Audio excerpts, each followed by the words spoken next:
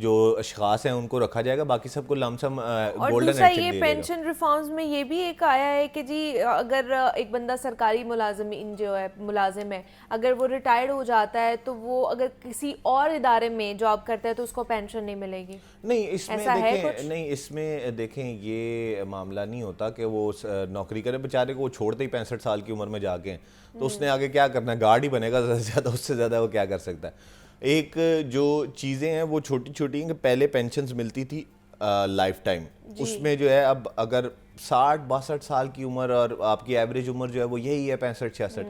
اس کی وفات کے بعد جو ہے وہ لائف ٹائم بیوہ کو جو ہے وہ پینشن ملا کرتی تھی, اس کو 10 سال کے لیے مختص کر دیا گیا ہے. اچھا یا اگر وہ اگلے ہی سال بیوہ جو ہے دوسری شادی کرتی ہے تو اس کو ختم کر دیا گیا کہ اس کو نہیں ملے گی. پھر اس کے بعد ملتی تھی بیٹی کو,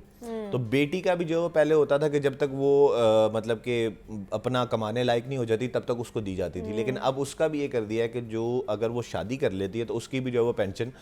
ختم کر دی جائے گی. تو یہ چیزیں بڑے بہت زیادہ جو ہے نا وہ بولڈ سٹیپس ہیں, اور ایک دم جس کو کہتے ہیں نا کہ وہ دھاوا بولنا کسی کے اوپر وہ ہے, کیونکہ ایک بندے کو آپ ایک چیز سے منسلک کریں تو ٹھیک ہے سمجھ آتی ہے, لیکن چار جو رولز کی ڈفرینسز ہیں وہ ڈالیں گے, اس وجہ سے وہ خاص سے تانگ ہے. اور سیکریٹریٹ کے اندر جو ہے وہ احتجاج ہو رہا ہے, جبکہ جو ایپ کا ملازمین ہے وہ سیکریٹریٹ کے باہر بھی احتجاج کر رہے ہیں. اور پھر آپ یہ دیکھیں کہ یہ ہفتہ وار احتجاج آپ کو جو ہے وہ صوبے کے طور پر نقصان کتنا دے رہا ہے. ہفتے میں 2 دن جو ہے وہ 11 سے لے کر 1 بجے تک باہر آ کے احتجاج کیا جاتا ہے, لیکن پورا ہفتہ جو ہے وہ 11 سے لے کر 1 بجے تک قلم چھوڑ ہڑتال کی جا رہی ہے. مطلب جتنے ملازمین ہیں وہ 11 سے لے کر 1 بجے تک